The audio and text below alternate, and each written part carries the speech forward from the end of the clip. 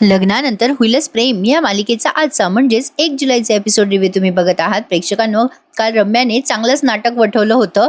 या नंदिनीचं खोटं पोट त्यांनी शोधून काढलं आणि आज 1 जुलैच्या भागामध्ये त्यांनी चांगलाच तमाशा रंगवलाय. बघा तर मग रम्या म्हणत असते नंदिनीच्या रूम मध्ये हे खोटं पोट काय करतंय, आणि मग खूप असं म्युझिकल डंचिक डंचिक डंचिक बऱ्याच वेळ वाजवलं.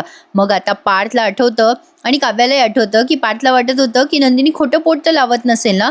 मग मिथून काका चिडतात बरं का आणि म्हणतात, ए रम्या काय चाललंय का तुझं, आत्ताच आली आहेस ना, कशाला याच्यात पाय टाक त्याच्यात पाय टाक करतेस. मग बसू आता म्हणतात, ए मिथून तू गप्पा बस, तुझा याच्याशी काही संबंध नाहीये.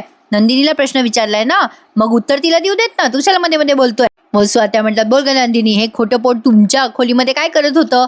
जीवा आणि नंदिनी आता विचारात पडलेत बरं का. काव्या पण भांबावून बघत असते. मग लगेच आता जीवा काही सेकंड विचार करतो आणि म्हणतो, मी सांगतो ना. अगं तिच्याकडे काय बघतेस, माझ्याकडे बघ ना आत्या, मी सांगतो ना तुला सगळं सांगतो. अरे एक मिनिट, पण तुम्ही मला त्याआधी सांगा की आमच्या खोलीत काय करत होता हा विजय, कशाला गेला होता हा आमच्या खोलीत.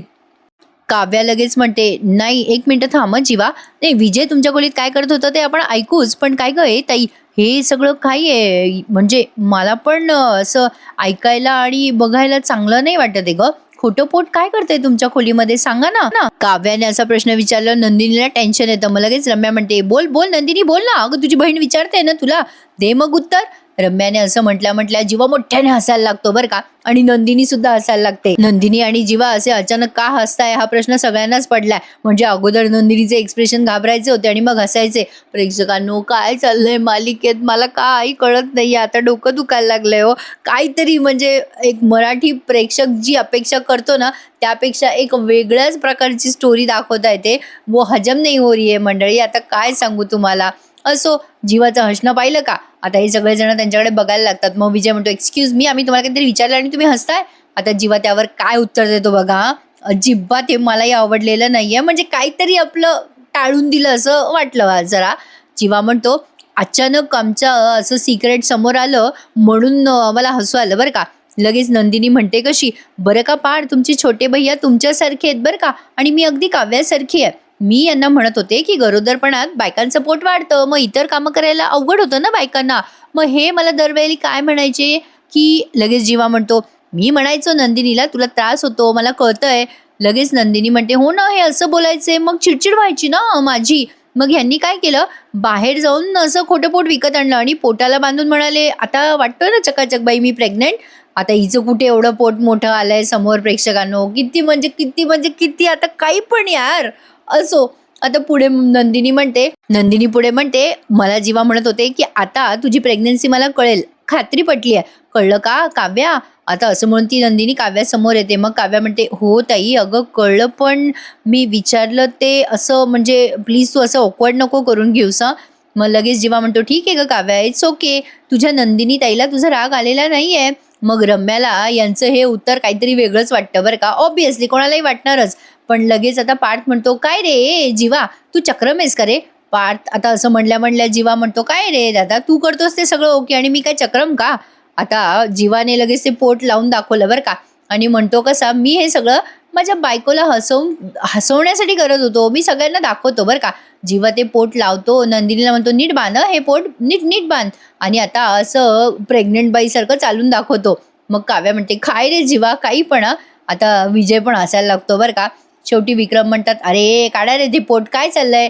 काव्या म्हणते, हो ना देशमुख काढा ना ते पोट, किती विचित्र वाटतंय ते. मग जीवा म्हणतो, नाही असंच मला जरा नंदिनीला दाखवायचं होतं. पार्थला आता हे जरा वियर्ड वाटतं बरं, पण तरी सुद्धा जीवा जे बोलतो त्यावर त्यांनी विश्वास ठेवलाय. काहीतरी थातूर मातूर उत्तर दिलंय बरं का जीवा नंदिनीने. मग लगेच नंदिनी म्हणते, बसला का सगळ्यांचा विश्वास. मग लगेच रम्या म्हणते, नाही बसला आमचा विश्वास, अजूनही नाही बसलाय. त्या दिवशी तू त्या आर्याला भेटली होतीस, तिच्या पोटावर हात ठेवत होतीस आणि त्यानंतर जीवा तिला हात जोडत होता आर्याला, हे सगळं काय भानगड आहे. ठीक आहे जीवाने हे खोटं पोट तुझ्यासाठी आणलं यावर मी विश्वास ठेवते, पण हे सगळं काय आहे आर्याच्या बाबतीत, काय आहे नंदिनी सांग. आता यांना पुन्हा टेन्शन आलं, काय सांगावं. रम्या म्हणत असते, सांग नंदिनी या सगळ्याचा काय अर्थ आहे. लगेच आता काव्या म्हणते, तू फार फॉलो करते का ग या दोघांना. मग विजय म्हणतो, तू कशाला मध्ये मध्ये बोलतेस काव्या, देऊ दे ना तुझ्या बहिणीला उत्तर देऊ दे. तर यावर पण नंदिनीने बाजू मारली आणि वेळही मारली, असं म्हणायला हरकत नाहीये. नंदिनी म्हणते, अगं रम्या देते ना तुझ्या प्रश्नाचं उत्तर देते, अगं आर्या डॉक्टरच नाही माझी बहीण सुद्धा आहे, ती अशी अरबट चरबट खात असते तेव्हा तिच्या पोटावर हात ठेवून मी सांगत होते तिला डॉक्टर आहेस ना तू, असं अरबट चरबट खात राहिलीस तर पोट सुटेल तुझं अशाने, म्हणून मी तिला असं पोटावर हात ठेवून बोलत होते. लगेच जीवा म्हणतो, हो ना, ती नंदिनीची फिरकी घेत होती म्हणून मी तिच्या समोर हात जोडले आणि म्हणालो की माझ्या बायकोची फिरकी घेऊ नकोस, त्रास देऊ नकोस. हात जोडून बोललो आर्याला. अजून काही एक्सप्लेनेशन हवंय का तुला रम्या? रम्याला काही ते पटेना. रम्या म्हणत असे, मला काही तुमचं एक्सप्लेनेशन नकोय, सत्य सांगा मला.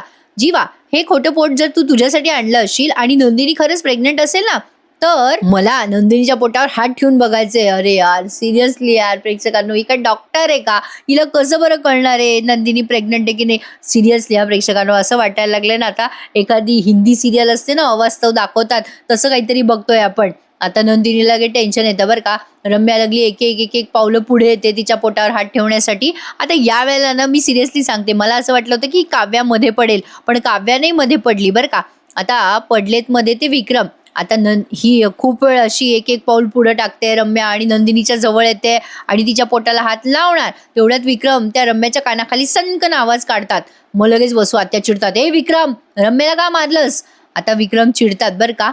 मग नंदिनी काही बोलणार, तेवढ्यात विक्रम म्हणतात, थांब जरा नंदिनी, कशाला तू सगळ्यांचं ऐकून घेतेस? घरात सगळे कोणीही तुझ्याशी असे वागतील बोलतील हे मी ऐकून घेणार नाही, खपवून घेणार नाही मी अजिबात. माझ्या धुतलेल्या तांदळासारख्या सुनेची अजिबात कोणी शंका घ्यायची नाहीये. माझ्या नंदिनीवरती मी पूर्ण विश्वास ठेवू शकतो. मागे सरक रम्या, मागे सरक. खबरदार नंदिनीला हात लावलास तर चालायला लाग इथून, गेट लॉस. अरे बापरे, ते एकदम चिडले बरं का रम्यावर. मग पार्थ म्हणतो, बाबा बाबा तुम्ही शांत व्हा बरं. अरे मानिनी ताई कुठे गेला? एवढा धिंगाणा चालू होता तेव्हा. मानिनी ताई बहुतेक वडाच्या पूजेला बाहेर गेलेल्या असाव्यात बरं का, असं वाटतं मला. असो, आता विक्रम चिडून म्हणतात, माफी माग रम्या, रम्या नंदिनीची माफी माग. मग आता काव्या पण म्हणते, मागतेस ना माफी रम्या? मग लगेच रम्या सॉरी असं म्हणते आणि चालली जाते बरं का तिथून. मग आता जीवा नंदिनी जवळ येतो आणि तिला सावरायला लागतो, पण आता नंदिनीला खूप गिल्टी फील व्हायला लागतं बरं का प्रेक्षकांनो. नंदिनीने खरंच मानिनी आणि विक्रमला हे सगळं सत्य अगोदरच सांगितलं असतं तर त्यांच्या पण अपेक्षा वाढल्या नसत्या ना. दिस इज टू मच यार प्रेक्षकांनो. असो, आता काय बोलू मी, मला ना शब्दच सुचेनासं झालेत आता या मालिकेवरती काही बोलायला. मजा नाही येते यार प्रेक्षकांनो या मालिकेचा रिव्ह्यू द्यायला. काय झालं कोणास ठाऊक, एवढी छान मालिका होती पण कशी तरी काहीतरी करून ठेवली बघा. इतके चांगले कलाकार आहेत, एवढे छान ऍक्टिंग करतात. मालिकेला स्टोरीज राहिलेली नाहीये. कुठे दाखवू लागले ते. तुम्हाला वाटेल अनघाताई जास्ती सांगतायत आज, पण खरंच यार प्रेक्षकांनो जेव्हा बघतो ना आपण तेव्हा म्हणजे हजबी नाही होती हे बात, असं म्हणायला हरकत नाहीये. असो, पण आता इकडे बघा, आता विजय लगेच त्या रम्याच्या तोंडाकडे पाहत असतो, लाल लाल झालेला गाल. मग लगेच त्या वसू आत्या चिडतात बरं का आणि म्हणतात, काय चाललंय तुमचं विजयराव, काय बघताय तिच्या गालाकडे? जेव्हा विक्रमने तिच्या कानाखाली मारली तेव्हा मध्ये नाही पडलात, हात नाही धरलात विक्रमचा, नवरा आहात ना तुम्ही रम्याचा. लगेच आता विजय म्हणतो, तुम्ही होता ना तिथे, तुम्ही पडला का मध्ये? आपल्याला कोणाला काही वेळ मिळाला का मध्ये पडायला? नाही, काही कळायच्या आज सटॅक, आय मीन टू से, मारलं ना त्यांनी ती रम्याला, त्याला मी काय करणार आहे? त्यावर वसू आत्या म्हणतात, हा तसं खरं बोलताय तुम्ही. विक्रमने जशी रम्याच्या कानाखाली मारली ना तशी मला या सगळ्यांच्या कानाखाली मारायची आहे. नाही, एक नंबरचे खोटारडे आहेत हे सगळेजण. त्या काव्या, नंदिनी सगळे खोटारडे आहेत. नाही, ते ताटाखालचे मांजर त्यांचे पार्थ आणि जीवा ते दोघे पण खोटारडे आहेत. लगेच आता हा विजय म्हणतो, बरोबर बोललात तुम्ही, ॲब्सोल्युटली करेक्ट. काय तो जीवा काय बोलत होता, लावून काय चालत होता ते पोट आणि काय काय करत होता, काय कोणाला वेडं बनवतोय तो? हो, स्वात्या म्हणतात, ते काही असू द्या, पण त्या सगळ्यांनी बरोबर त्यांचा मुद्दा मांडला ना व्यवस्थित, सगळ्यांना पटलं ना त्यांचं बोलणं. मग विजय म्हणतो, हा ते आहे म्हणा, माझे जरा चुकलंच, मी ते खोटं पोट खाली आणायला पाहिजेच नव्हतं होतं. नाही म्हणजे त्या कपाटातच जरा जोर लावून मी ते उघडलं असतं ना ते कपाट, तर त्यात फाईल सापडली असती मला. नाही, त्या जीवाला माहिती आहे ना आता मी खोलीत शिरलोय ते, आता मला पुन्हा जाता येणार नाही त्या खोलीत. काय संधी हातातून घालवली मी. लगेच वसवात्या म्हणतात, हो ना मग. लगेच रम्या म्हणते, हो मग आता काय करायचं? मग वसू आत्या म्हणतात, काय करायचं काय काय करायचं, आपले फसले ना प्रयत्न. मग रम्या लगेच म्हणते, पहिला प्रयत्न फसला असेल आई, परत प्रयत्न नाही करायचे का? मग मला खात्री आहे ते दोघे काहीतरी लपवत आहेत. आईने आणि मी जेव्हा 16 डिसेंबरला यांची मस्ती उतरवली होती ना तेव्हा कसे रडले होते. यातनं बाहेर पडायला त्यांना 2 महिने लागले होते. आता परत त्यांची मस्ती उतरवायची वेळ आली आहे. ती नंदिनी ना प्रेग्नेंट आहे यावर संशय आहे मला. विजय म्हणतो, काय ती नंदिनी प्रेग्नेंट नाहीये? अगं नाही असं नसेल रम्या, अगं खोटं पोट तर आपल्या हातात होतं ना, म्हणजे तिनेच खोटं पोट लावून फिरलं असतं ना, वाटत होतं ना नंदिनी प्रेग्नेंट आहे म्हणून. वजन पण वाढलंय तिचं, तिच्या प्रेग्नन्सीवर मला संशय नाहीये, ती आहे प्रेग्नेंट आहे नक्की. लगेच वसू आत्या म्हणतात, हा विजयराव जे बोलतात ते मला पटतंय, नंदिनी आहे ती, अशी खोटं पोट वगैरे लावून नाही फिरायची ती. लगेच रम्या म्हणते नंदिनीच आहे ना, देव नाहीये ना. वसू आता म्हणतात अगं रम्या. रम्या म्हणते ती नंदिनी खरंच प्रेग्नंट आहे का, तिनं खोटं पोट लावलंय हे आता कळेलच. हे शोधल्याशिवाय मी आता शांत बसणार नाहीये. ही रम्या, वसुंधरा, शितोळे आता हे सगळं शोधून काढणारच.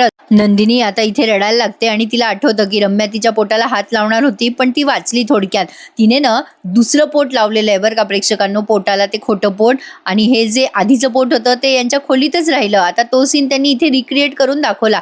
जीवाला पण आता फार वाईट वाटतंय. आपले वडील आपल्यावर एवढं विश्वास ठेवतायत पण आपण मात्र त्यांना धोका देतोय. जेव्हा नंदिनीला समजून सांगायला येत असतो तेव्हा त्याच्या पायाला ते खोटं पोट लागतं पुन्हा एकदा. आता 2-2 पोट त्याच्या हातात आहेत बरं का. दोघे एकमेकांकडे भांबावून बघतायत. जीवा नंदिनीला समजवत असतो तेव्हा इथे त्यांनी हा सीन दाखवला की दुसरं पोट कुठून आलं ते. नंदिनी म्हणत असते जीवाला, काय हे जीवा, हे खोटं पोट कशाला आणलं, एक पोट घरात असताना दुसरं कशाला आणलं. नंदिनी असं म्हणल्या जीवा म्हणतो अगं असं काय करतेस नंदिनी, तुला पुढचा महिना सुरू झाला ना, महिने बदलत गेले की पोटाचा आकार पण वाढत जाईल ना. आपलं बोलणं झालं होतं ना नंदिनी, असं काय करतेस, विसरलीस का.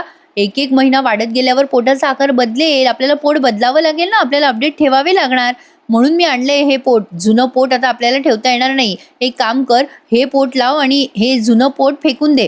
त्यावर नंदिनी म्हणते नाही नाही नाही नाही, जुनं पोट फेकू नका, ते लपून ठेवा सध्या. जेव्हा घरात कोणी नसेल ना तेव्हा काय करायचं या गोष्टींचं ते कर, मला नाही माहिती. मग जीवा म्हणतो बरं बरं मी बघतो काय करायचं ते. जीवाने आता त्यांच्याच घरातल्या एका कापडी स्टूलमध्ये ते पोट लपवलंय. आजकाल बरेच स्टायलिश स्टूल येतात ना, तसाच एक स्टूल आहे, त्याला आतमध्ये कप्पा आहे. आता त्याच्यात त्याने लपवून ठेवलं होतं आणि या विजयने तिथूनच ते हुडकून काढलं होतं. आता तो सांगतो नंदिनीला ते लपवल्यावर, मी लपवलंय आता व्यवस्थित जागी, काळजी. जीवा नंदिनीला म्हणत असतो काव्याची परीक्षा झाली, डिलिव्हरी झाली की आपण सगळं सत्य सांगू तिला, सिंपल. आणि तेवढ्यात त्याला पार्थचा फोन येतो जीवाला आणि तो विचार करतो याचा का फोन आलाय. आणि मग पार्थ आणि तो एकमेकांशी बोलतात ना, तो सीन दाखवला होता ना परवा की वटपौर्णिमा कशी साजरी करायची, ते याआधी सगळं झालं होतं. हे या सीन कर्वे आपल्याला दाखवून दिलंय त्यांनी. नंदिनी आता रडत असते आणि म्हणत असते जीवा आपण किती वाईट वागतोय, बाबांचा किती विश्वास आहे माझ्यावर, कशी करणार आहोत आपण आता पुढे लपवा छपवी. आज पकडले गेलो असतो आपण, अंगाशी आलं असतं जीवा, सगळ्यांना कळलं असतं की नंदिनी जीवा देशमुख खोटारडी आहे.